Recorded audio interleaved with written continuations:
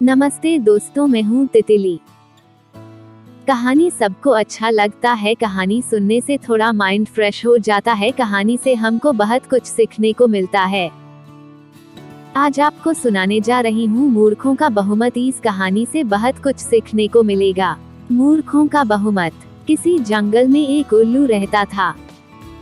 उसे दिन में कुछ दिखाई नहीं देता था, इसलिए वह दिन भर एक पेड़ पर अपने घोंसले में छिपकर रहता था। सिर्फ रात होने पर ही वह भोजन के लिए बाहर निकलता था। एक बार की बात के गर्मियों का मौसम था। दोपहर का समय था और बहुत तेज धूप थी। तभी कहीं से एक बंदर आया और वह उल्लू के घोंसले वाले पेड़ पर आकर बैठ गया। गर्मी और धूप से परेशान बंदर ने कहा, उफ, बहुत गर्मी है। आकाश में सूर्य भी आग के किसी बड़े गोले की तरह चमक रहा है।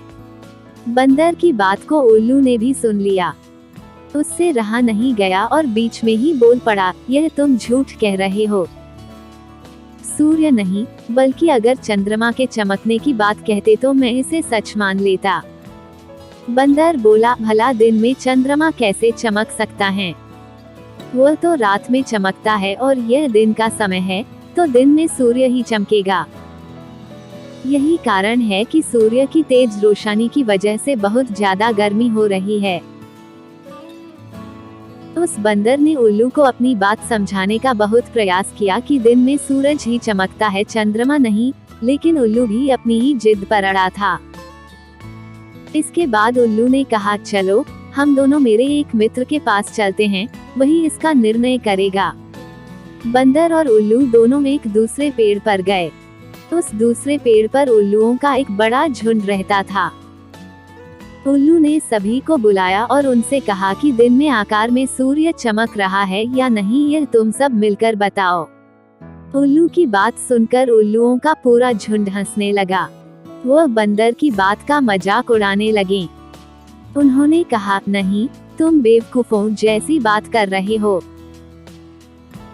इस समय आकार में तो चंद्रमा ही चमक रहा है और आकाश में सूर्य के चमकने की झूठी बात बोलकर हमारी बस्ती में झूठ का प्रचार मत करो। उल्लुओं के झुंड की बात सुनने के बाद भी बंदर अपनी ही बात पर अड़ा हुआ था, जिस देखकर सभी उल्लू गुस्सा हो गए और वे सारे के सारे बंदर को मारने के लिए उस पर झपट पड़े। दिन का समय था और उल्लुओं को कम दिखाई दे रहा था, इसी वजह से बंदर वहां से बचकर भाग निकलने में कामयाब हो गया और उसने अपनी जान बचाई। कहानी से सीख। पंचतंत्र की यह कहानी हमें सीख देती है कि मूर्ख मनुष्य कभी भी विद्वानों की बात को सच नहीं मानता है। ऐसे मूर्ख लोग अपने बहुमत से सत्य को भी असत्य साबित कर सकते हैं।